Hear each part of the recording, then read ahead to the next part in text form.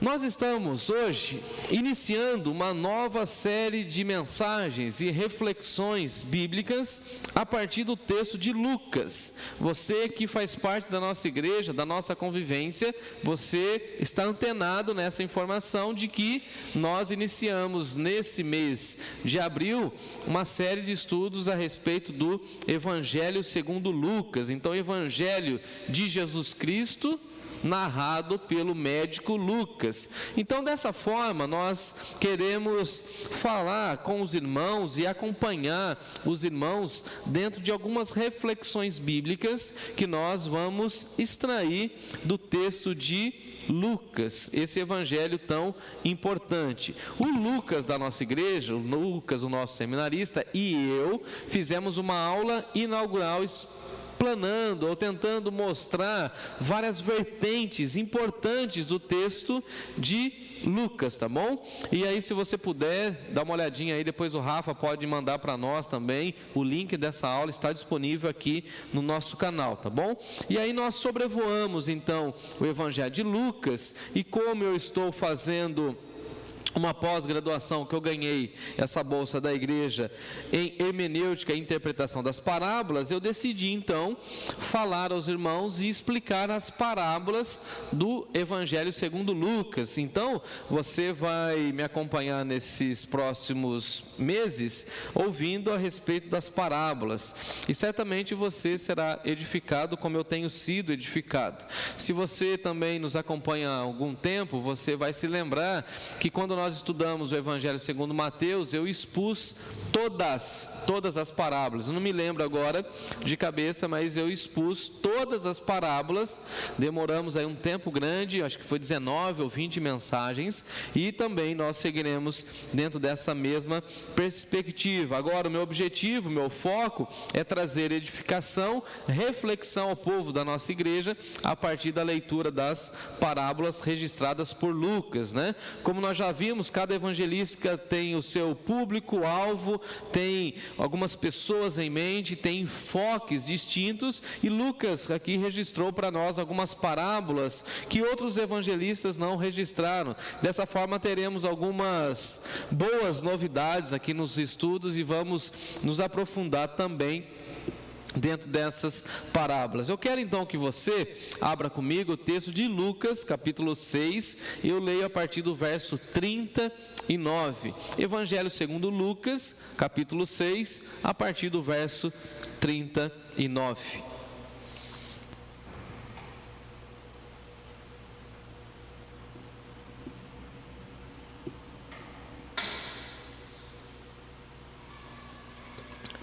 Vamos lá? Lucas 6, 39 até o verso 42.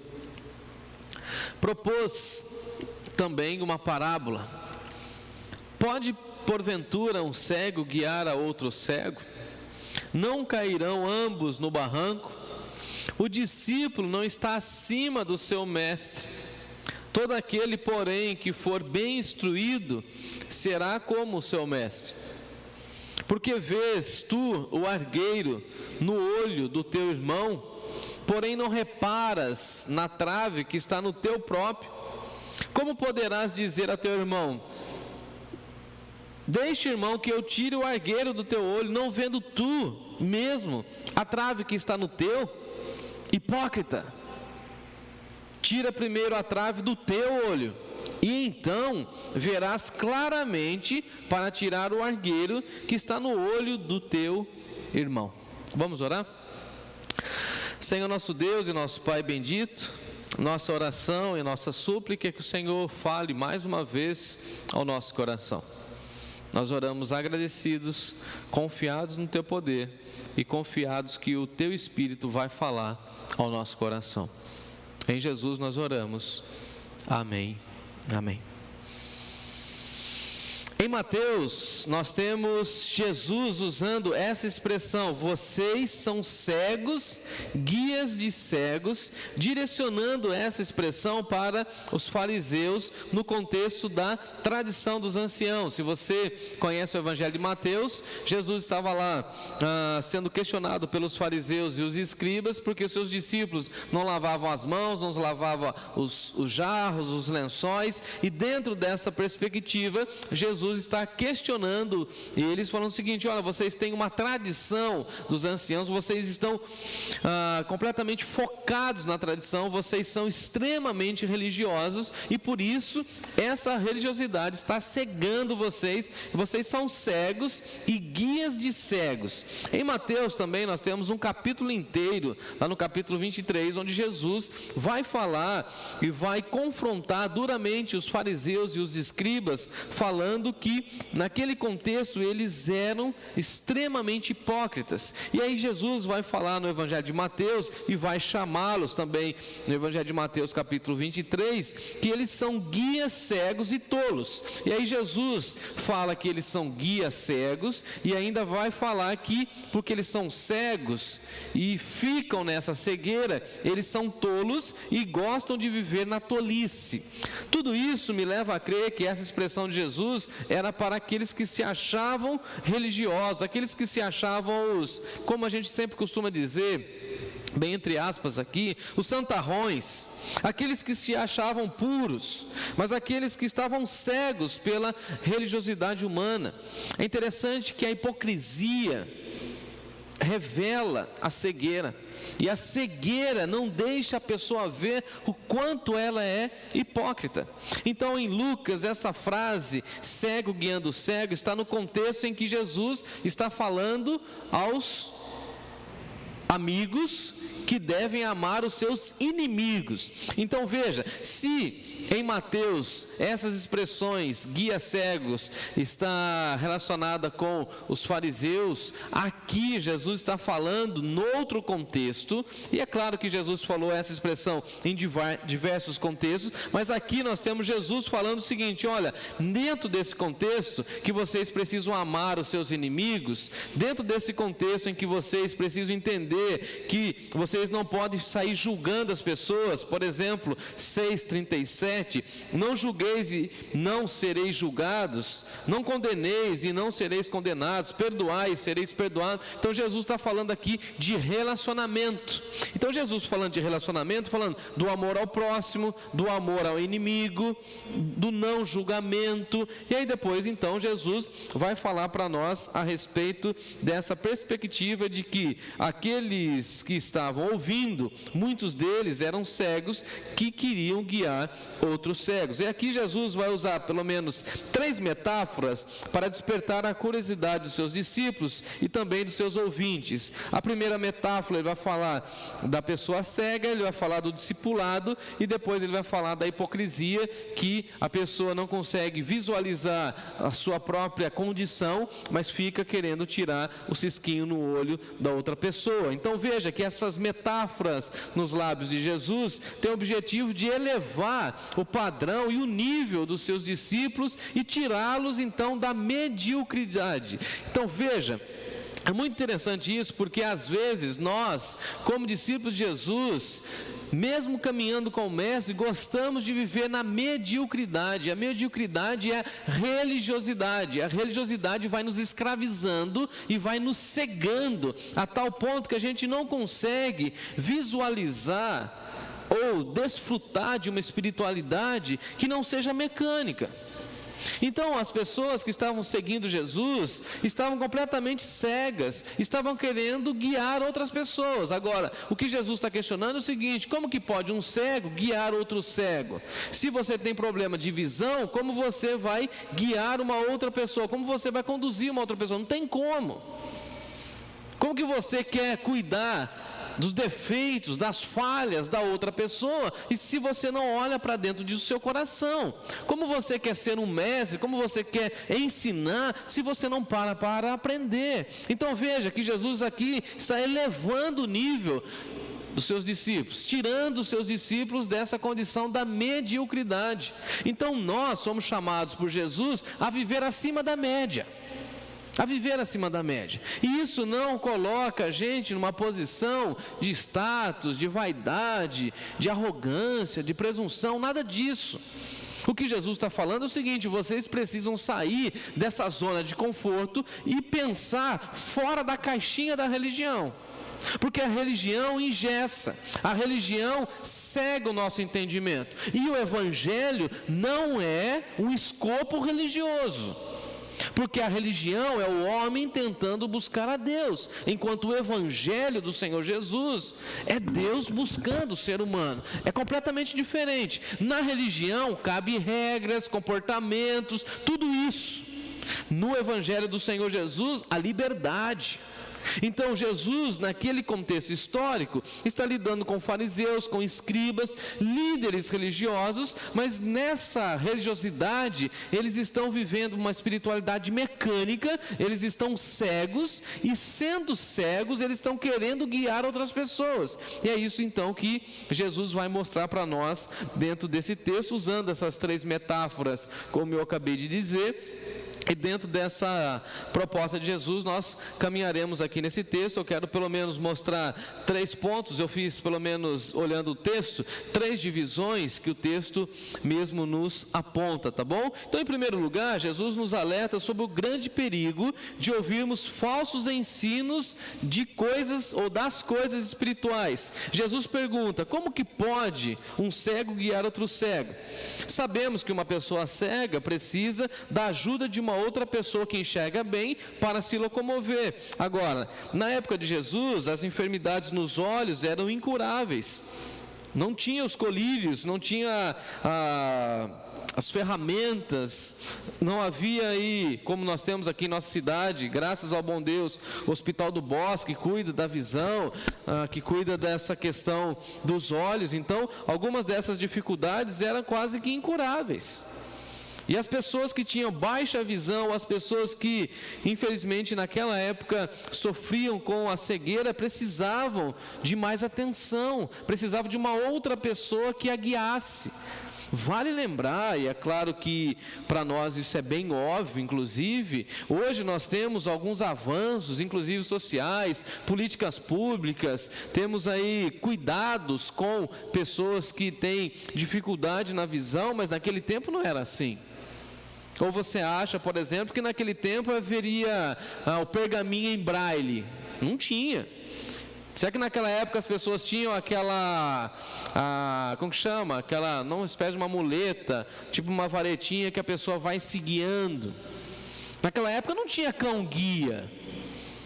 Naquela época não tinha celular com possibilidades sonoras onde a pessoa pudesse se sentir incluída. Não tinha nada disso. Então essa realidade da cegueira é o que Jesus está falando, é o seguinte: olha, essa situação é basicamente irreversível. Então a pessoa que tinha dificuldade com a visão nesse contexto do primeiro século precisava de uma pessoa que tivesse uma boa visão, ou seja, uma pessoa talvez sã ou mais jovem, para guiar a pessoa cega. Então o que Jesus está falando é o seguinte: uma pessoa tem que ter boa visão para poder guiar uma outra pessoa. Agora, como que pode um cego guiar outro cego? E essa pergunta retórica de Jesus é incrível, porque ela abre a nossa mente para várias reflexões. E essa é a proposta da parábola. Porque na parábola, ou nesse estilo literário da parábola, nós somos convidados por Jesus a entrar no texto e nos sentir dentro do texto e fazer a pergunta: mas será que eu sou cego? Se eu sou cego, como que eu vou guiar uma outra pessoa que também está cega? Se eu não tiver a visão da luz, da claridade, como que eu vou guiar uma outra pessoa? Não consigo. Será que Jesus está falando de mim também? Como pode um cego ser o guia? Então veja quão profunda é a reflexão de Jesus, e é claro que Jesus aqui está combatendo, mais uma vez eu digo isso e reforço, os padrões religiosos da época. Os líderes religiosos se achavam pessoas iluminadas, mas eles eram cegos, eles só conseguiam ver as suas leis, as suas tradições humanas, eles eram cegos diante da graça de Deus, eles eram cegos, mas eles queriam guiar outros cegos, ou seja, ambos iriam cair. E essa é a pergunta de Jesus: como pode um cego guiar outro cego? E a pergunta é: eles não vão cair? Porque precisa ter alguém com uma boa visão para dar o suporte. Agora, veja que Jesus estava alertando com clareza sobre liderança. Não podemos seguir pessoas que não têm clareza espiritual. Não podemos seguir pessoas que não foram tocadas pelo Espírito Santo. Não podemos seguir pessoas que não viram a luz do Evangelho raiando em suas vidas. O que aconteceu, por exemplo, com o apóstolo Paulo? Senão, quando ele diz que das trevas brilhou a radiante luz, o Evangelho brilhou nos seus olhos, as escamas dos seus olhos caíram e agora ele pode se ver e ver que ele é pecador, ou seja, uma pessoa transformada. Agora ele não é mais cego, agora a luz do Evangelho brilhou no seu coração, logo ele consegue ver a vida com mais clareza. Jesus removeu a cegueira e as escamas dos olhos de Paulo, também ele o fez assim comigo e com você, e essa deve ser a nossa proposta de vida, ou seja, nós não podemos seguir pessoas cegas. É muito triste, é muito complicado isso, porque nos nossos dias, infelizmente, nós vamos acompanhando essa realidade de muitas igrejas, de muitos pastores, de muitos missionários, de muito apóstolo, bispo, enfim, todas essas nomenclaturas espalhadas dentro desse cenário evangélico, e as pessoas ficam ouvindo de tudo isso. E eu fico preocupado com tudo isso, porque às vezes a gente bate o olho com a nossa experiência, a gente fala assim: mas essa pessoa está cega, essa pessoa não consegue ver. Como que ela está guiando outras pessoas? Parece que alguns padrões que nós tínhamos de doutrina, de reflexões, de pregações, foram decaindo. E o que Jesus está perguntando para nós é isso: como que pode um cego guiar outro cego? Como que pode uma pessoa pregar o Evangelho sem que ela mesma tenha desfrutado do poder do Evangelho? Como pode uma pessoa se dizer uma líder se ela mesma não foi transformada pelo poder do Evangelho? Se ela não consegue ver as coisas com clareza, se a vida dela é muito obscura. É muito interessante isso, porque às vezes as pessoas gostam de esconder as coisas, e o cristão precisa ter o entendimento de que tudo aquilo que ele faz está diante de Deus. E o próprio Senhor Jesus vai dizer isso para nós: não adianta fazer nada escondido, porque no momento ou outro tudo vai vir à tona. Agora, é complicado essa liderança ou essas lideranças que se colocam assim como modelos, mas eles vivem um reduto assim mais reservado, são guias cegos. E a gente vai acompanhando, e infelizmente esses movimentos, essas pessoas, infelizmente são cegos, não conseguiram ver a beleza do Evangelho e estão guiando outros cegos. Agora, é muito triste, é muito lamentável tudo aquilo que decorre disso. As dificuldades, as tristezas, as decepções, porque é um cego guiando outro cego. Alguém já me disse: pastor, eu posso ouvir qualquer pastor na internet? Poder você pode, agora você não deve. A pergunta é: ele é uma pessoa que tem clareza, ele consegue ter visão, aquilo que ele fala de fato espiritual, ele aplica na vida dele, você conhece ele, você conhece a integridade dele? Porque se você assim não tem essa certeza, você pode estar sendo guiado por uma pessoa cega. É muito complicado isso, e Jesus vai falar o seguinte: olha, não cairão ambos no barranco? E o diabo gosta disso, porque ele fala: olha, se cair um líder, cai todo mundo junto com ele.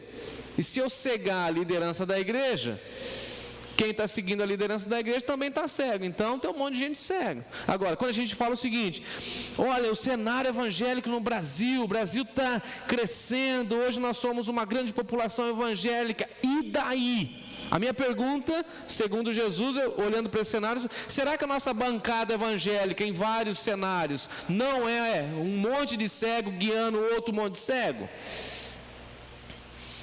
Será que nós não temos, infelizmente, pessoas pregando, falando, liderando as igrejas que nem passaram pelo processo de conversão e depois querem gerar igrejas saudáveis? Não tem como, é um cego guiando outro cego.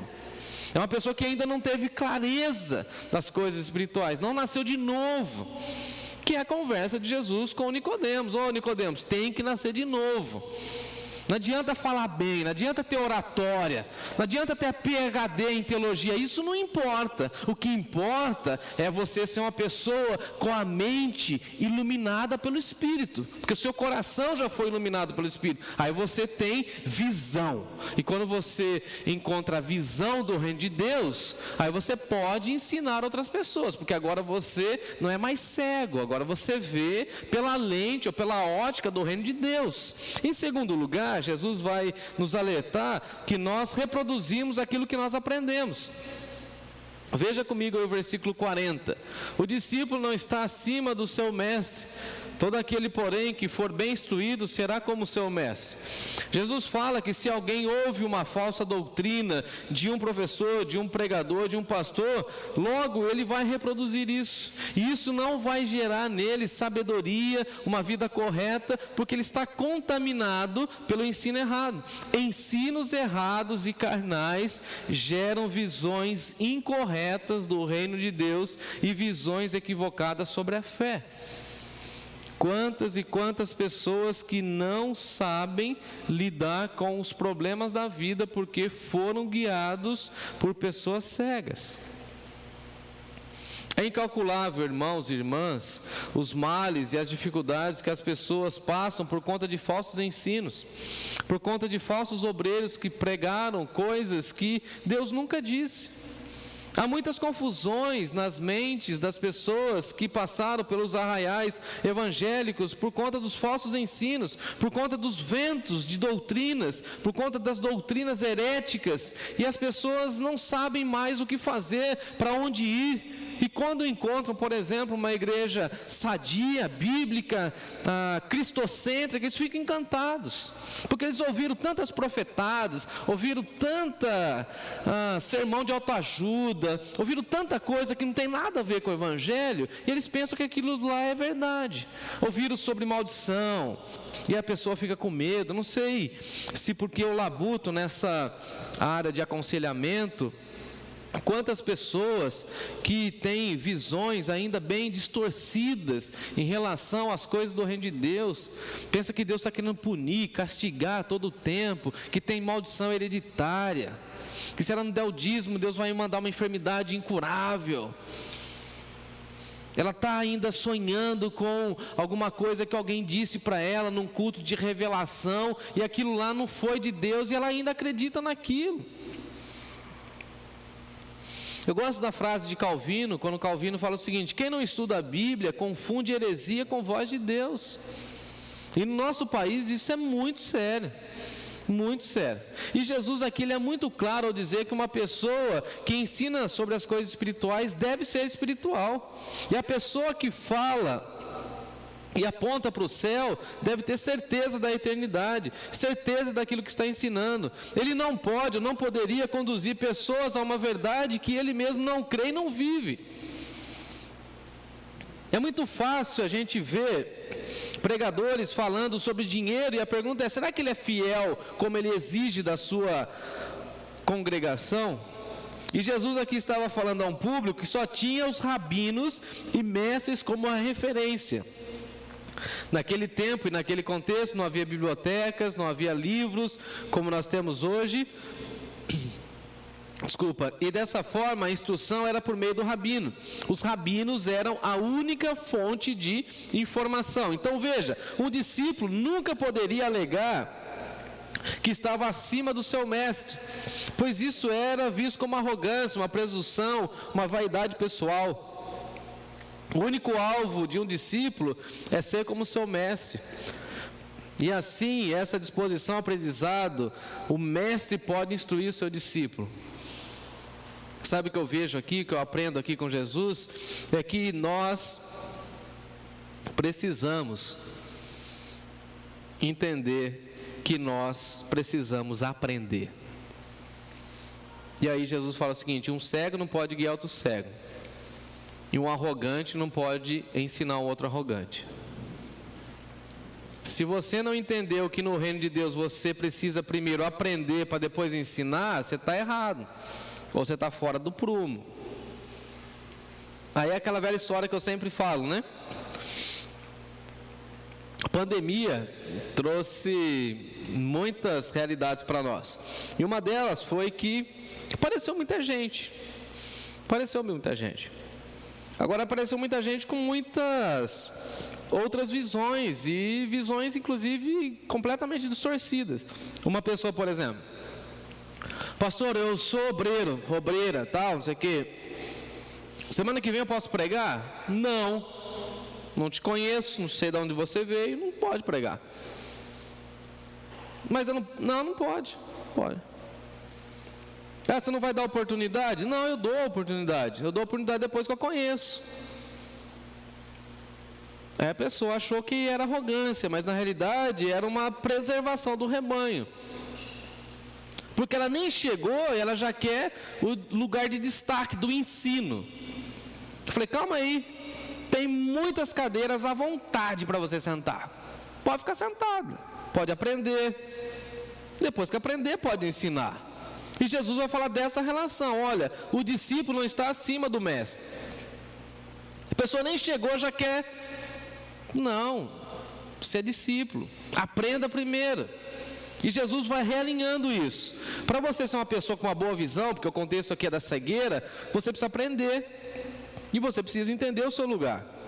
E Jesus aqui vai falar dessa relação do discipulado.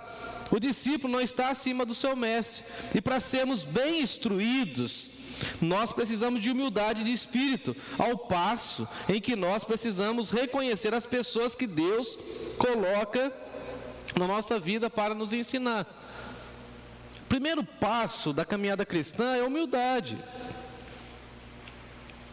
Infelizmente, nós estamos acompanhando, ou vemos nesse cenário, muitas pessoas que não têm essa humildade. Ele já quer começar, como a gente brinca, né, na crista da onda. Ele já quer estar em evidência. Não, vai aprender. Entra na fila do discipulado, vai estudar. Nós precisamos lembrar das palavras de Jesus, por exemplo, quando ele diz assim: acautelai-vos dos falsos profetas. Precisamos lembrar das orientações apostólicas que diz o seguinte: julgai todas as coisas, mas retende o que é bom. Provai os espíritos para ver se procedem de Deus. E eu gosto da frase do Riley, quando o Riley diz assim: se as pessoas confiam em guias cegos, não podem ficar surpresas se forem conduzidas ao inferno. Veja que essa parábola de Jesus, ela é forte, ela é reflexiva. Ela fala o seguinte: quem você está seguindo? Como você está seguindo? De quem você está ouvindo? Quem é a sua referência? Será que você, como discípulo, não está querendo ser melhor do que aquele que ensina você? Em outras palavras, fica na sua, tenha humildade, vá aprender, diria Jesus. Senta para aprender, fica calado para aprender. Ouça primeiro, seja instruído primeiro, seja um bom liderado para depois ser um bom líder. Veja que nem sempre as palavras de Jesus são tão fáceis para nós. Faz o seguinte: veja quem você está guiando, como você está guiando, para onde você está guiando, ou melhor, quem está guiando a sua vida, quem é seu líder, quem são os seus líderes. São pessoas iluminadas pelo Espírito? Agora veja que Jesus vai falar da instrução no verso 40. O discípulo não está acima do seu mestre, mas todo aquele, porém, que for bem instruído, será como seu mestre. Então veja que Jesus aqui está falando da instrução, e a expressão grega aqui é muito interessante, porque essa expressão diz o seguinte: olha, instrução aqui é tornar-se digno. Se você está andando com Jesus, você vai se tornar uma pessoa digna. Ele vai completar a obra dele na sua vida, ou essa expressão também pode significar plenamente formado. Quanto mais nós aprendemos de Jesus, mais nós nos tornamos completos diante de Deus. Então aqueles que são bem instruídos, eles se tornam como seu mestre, ou seja, se nós ouvirmos pessoas de Deus e não os falsos profetas, nós iremos buscar mais e mais ser parecidos com Jesus.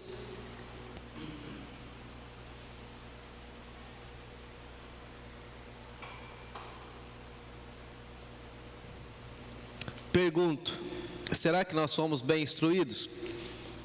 Será que nós recebemos boas instruções? As pessoas bem instruídas pelo Evangelho buscam a Jesus, e o foco é só Jesus. O foco é só seguir as pegadas do Mestre, e o foco é ter a mente de Cristo Jesus.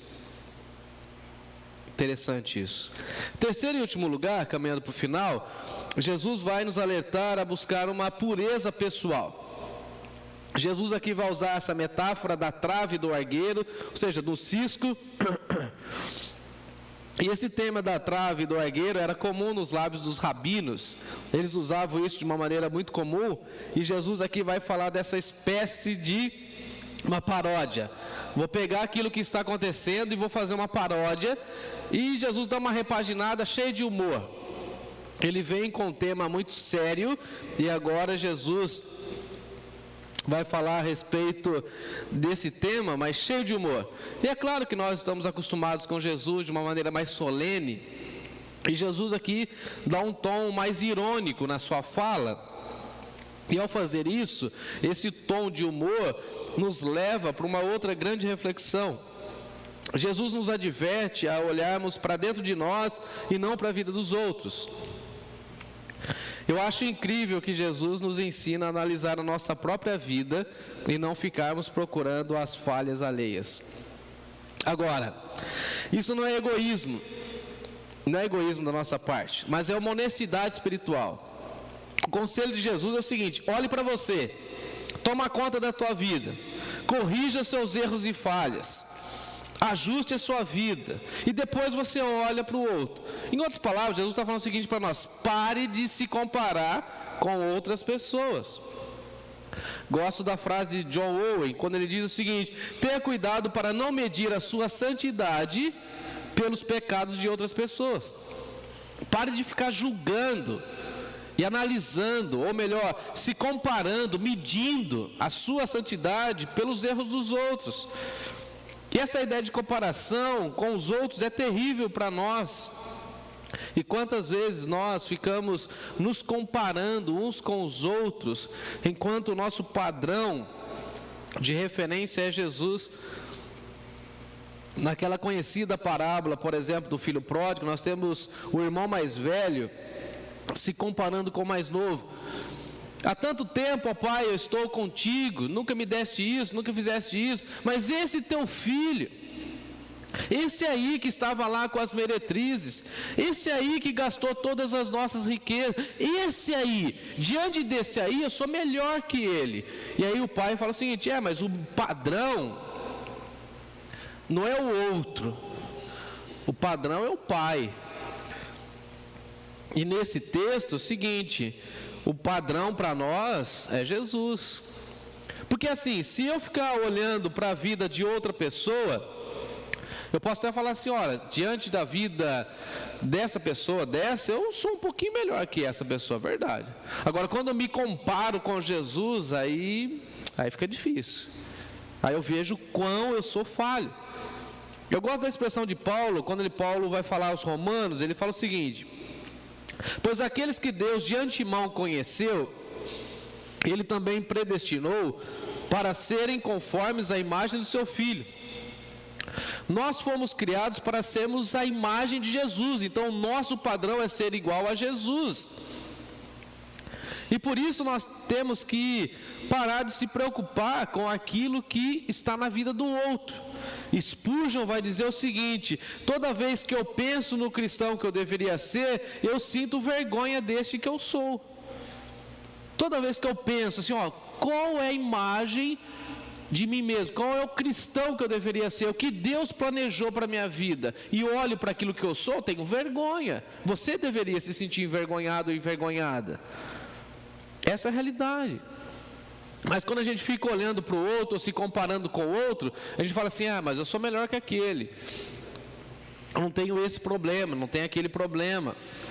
Aí Jesus está olhando para nós e falou o seguinte: então, mas você está querendo tirar o cisquinho no olho do outro, esquece que você tem uma trave de todo tamanho. Toma conta da tua vida, ajusta a sua história com Deus. Para de ficar olhando para o outro, da casa do outro, pecado do outro, a igreja do outro. O foco é você. Mas é egoísmo? Não, é sinceridade diante de Deus. Porque se você não tiver um controle, um exame de si mesmo, como você pode fazer exame do outro? E Jesus pede para nós tirarmos o foco da vida alheia, do cisquinho no olho da vida das outras pessoas, e focarmos em nós. É tão interessante porque uma leve imperfeição alheia não escapa dos nossos olhares, dos nossos comentários. A gente está atento a tudo que acontece na vida do outro. E a pergunta é: e conosco? Natália, pega para mim um papel lá, meu nariz está, por causa do pó aqui, eu estou com alergia aqui, me atacou, hein? Não sei se está dando para perceber aí na transmissão, mas está difícil. A gente percebe um deslize, uma falha, qualquer coisinha na vida de alguém. Agora a pergunta é: e com a gente? Agora, quando a gente também olha e percebe algumas coisas fora da nossa vida, ou seja, na vida de outras pessoas, a gente precisaria perceber se nós também não cometemos ou não vacilamos naquilo.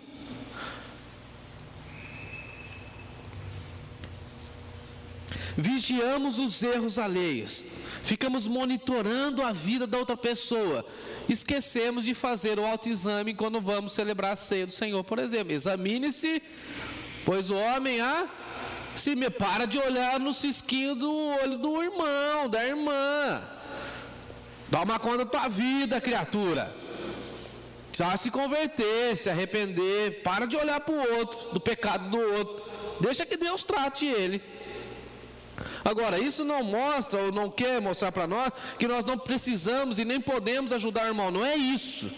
A questão é do julgamento e de comparação. Não, eu sou melhor do que aquele irmão, porque eu dizimo, porque eu não caí naquilo. E a pergunta do Espírito Santo para mim e para você é o seguinte: e você? Qual que é o seu problema? Você já tratou com Deus? Você já deixou o Espírito Santo mostrar? Você vai querer ficar mesmo a vida inteira, a vida cristã, com uma lupa, olhando o que está acontecendo na vida dos outros? Pega essa lupa que você está olhando aí, aumentando, tentando ver as questões da vida alheia. Olhe para dentro de si, veja como é o teu coração, o meu coração. Apontar o dedo na direção alheia, tentar corrigir falhas na vida alheia, é ficar preocupado com o cisquinho no olho do outro. E diria Jesus: isso é hipocrisia, isso é falsidade espiritual, isso é dissimulação religiosa. Toma conta da tua vida. Veja como tu andas. Faça um exame da tua vida, do teu coração. Para de ficar reparando no outro. Na minha história de igreja, eu não vivi isso, graças ao bom Deus, mas me contaram na minha igreja de origem, que alguns diáconos iam na porta dos cinemas na época. Não sei se o irmão Carlos é dessa época, o irmão Carlos vai falar que isso é verdade ou não, e outros irmãos dessa época também. Que alguns diáconos iam na porta do cinema, lá no centro da cidade, para ver quem estava lá. Depois trazia na assembleia o nome da galera que foi no cinema. Hoje todo mundo vai no cinema, e daí? Não, era um pecado mortal. Houve até exclusões na igreja. Sabemos de igrejas que o pessoal fica medindo a saia, a altura da saia das irmãs. É claro que a gente não vai chegar no templo de qualquer jeito, sem reverência, não é isso. É claro que a gente não vai no cinema assistir alguma coisa que não agrada a Deus, é claro. Mas a questão é o seguinte: será que a gente não fica preocupado com as questões da vida dos outros e não pensa em nós? Na nossa própria vida, nos nossos próprios pecados, nas nossas próprias fraquezas? Por que a gente tem essa arrogância de achar que a nossa vida é muito superior à das outras pessoas? Isso distancia as pessoas de nós. Isso, segundo Jesus, é hipocrisia. Tira primeiro a trave do teu olho, conserta a tua vida, e então verás claramente para tirar o argueiro que está no olho do teu irmão. A questão não é olhar para o outro e é tentar ajudar o outro, não é essa a questão. A questão é a soberba de falar que o outro é que tem o problema, que o outro é que tem dificuldade, que o outro está em pecado, sendo que você nunca reconhece as suas falhas. Particularmente, tenho grande dificuldade de ouvir pregadores que não reconhecem seus pecados, que não falam das suas dificuldades, que nunca mostram um momento de vulnerabilidade, está sempre no pedestal, está sempre naquela postura assim de perfeição. Não existe. Concluo a minha fala dizendo que Jesus vai contar essa parábola para nós, principalmente para o seu público-alvo inicial, no primeiro século, para nos levar à reflexão de quem estamos seguindo. Será que estamos seguindo pessoas cegas? Pessoas que ainda não são espirituais? O que nós estamos ensinando para as outras pessoas?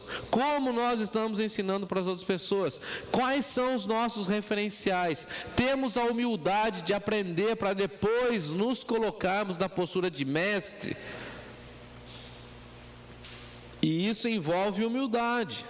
E temos que cuidar do nosso próprio coração, de nós mesmos, para sermos como Jesus é. Então, qual que é o padrão? Qual que é o alvo? Qual que é a referência? Quem que é o mestre por excelência? Jesus. Quem que é o guia da nossa vida? Jesus. Quem queremos ser? Ser igual a Jesus, e não ser igual ao irmão. Não ser igual ao fulano de tal. Não. Qual que é o padrão da nossa vida? Qual que é o alvo? O desejo do nosso coração? Ser igual a Jesus, andar como Jesus e ter a mente de Jesus. Que Deus nos abençoe. Amém.